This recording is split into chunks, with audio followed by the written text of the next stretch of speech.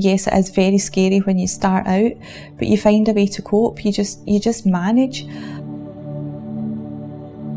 So when Niamh was first born, it was very obvious immediately after she was born that there was something wrong with her left leg. Her left foot stuck out to the left at a near enough 90-degree angle. She only had 4 toes and her left leg was quite a bit shorter than her right leg. We went to her appointment and that was where she first had an x-ray. So that's where it was first diagnosed that she had a condition called Fibular Hemimelia, which was completely unknown to us, unheard of.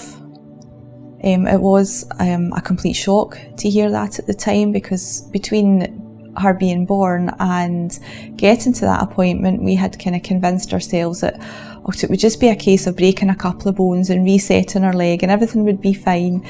So to turn up to get this diagnosis completely out of the blue was absolutely terrifying.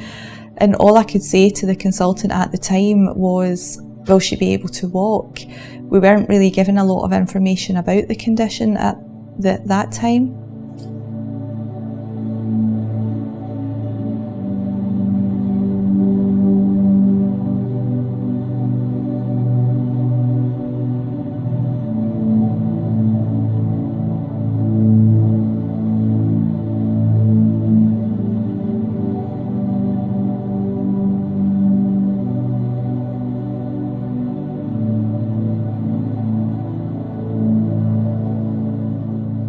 So we went home and we used the internet to try and research what this condition was, but we had also been given a referral to the Specialist Children's Hospital in Glasgow. So having researched a bit, by the time we got to the Children's Hospital we were filled with the horror stories that's on the internet. So really we were probably a bit misinformed by the time we got to see the specialist, and that's where he then enlightened us and let us know the full extent and what it would mean for us and obviously Niamh. You know, the 2 treatment options we were given by the general orthopaedic consultant, just basically we were told she has this condition, you can either amputate her foot or you can go for lengthening, but we'll need to refer you to make that decision. So of course, using the internet again, by the time we got to the consultant, we were completely confused, scared, anxious, and we had no idea where to turn. And at that time we hadn't been made aware of steps, so we didn't know there was support available through contact with other families. So we had various consults over the years. As Niamh grew, her leg length difference became very apparent and going up to 7 centimetres at one point. It was initially thought that she would have lengthening when she was about 7 or 8 years old. However, as she grew at quite a fast rate, that then came back down to when she was 4 years old, she was facing lengthening.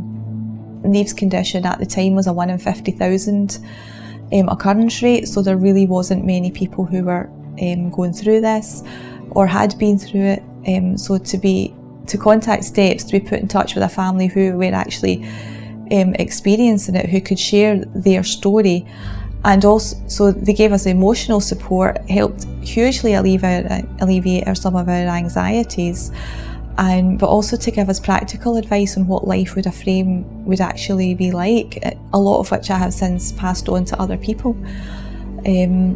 So at that time, yes, we did have people to talk to when she was just about to start her treatment, which was fantastic.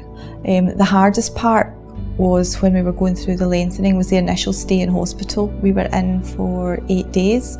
I had a 2-year-old at home by that time as well. But the emotional strain of being in the hospital environment, just her and I, she was very scared. She was only 4 years old. She was very vocal. And really the hardest thing that I've had to deal with was her turning around from her bed saying, "Why can't I just be normal like my brother?"